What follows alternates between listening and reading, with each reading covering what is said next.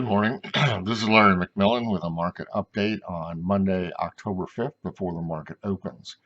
So last week, S&P basically held on to the gains that it had attained the week before, near the end of the week before. Uh, Add a little bit more on Monday, and then pretty much sideways the rest of the week. There's resistance at 34.25, 34.30. That's very important. If we break out over that, then the whole thing returns to a bullish state. Uh, but if we don't, we're still in this sort of trading range between about 34.30 and then maybe down to 3,300. A close below 3,300 would be bearish. So we're in an undecided place right now, which pretty much sums up everything to do with this market.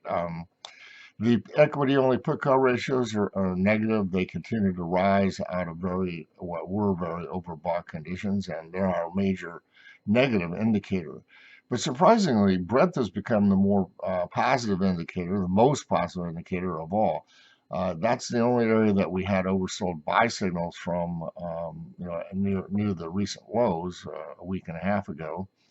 And for example, on Friday, after President Trump announced that he was, had the coronavirus, the market was down, but breadth was actually positive on Friday, at least on New York Stock Exchange terms and what we call stocks only terms. So that's a bit surprising on the bullish side because breadth has not been a leader for, well, really years now. So perhaps that's something interesting to keep an eye on. New highs continue to outpace new lows by a small amount, but that's staying slightly bullish there too. Volatility is sort of in a world of its own.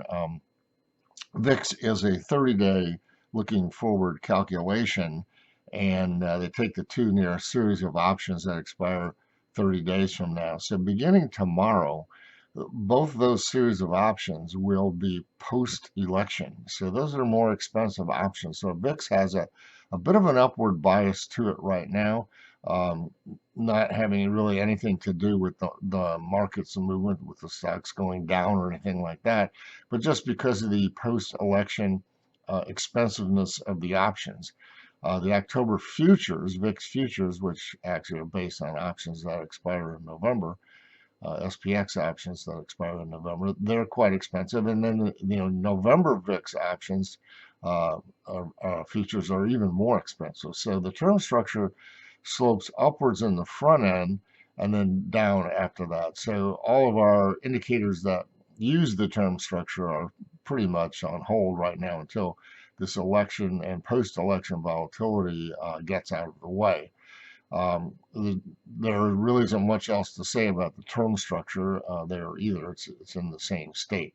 We did a study, we published it just the other day, that has a different slant on things, not so much to do with the election, but after a bear market like we had in March, and then the next rally takes VIX downwards, then there's usually a decline, and we could be in the midst of that decline now. We've come at the worst, we were 9% off the highs. That's not a tremendously large secondary correction off a bear market. The two more recent ones, 2008 and 2002, had bigger corrections than that. But on that second move, VIX really doesn't go up much. So that's sort of distorting things as well. But we have some strategies that we're working around that. And I invite you to visit our website, optionstrategist.com, perhaps subscribe to the Option Strategist newsletter, and get a copy of that article. I think you'll find it pretty interesting. Meanwhile, we do continue our series of Saturday seminars, and we'll have another one coming up in 2 weeks on why should you trade volatility. So thanks for listening, and good luck trading.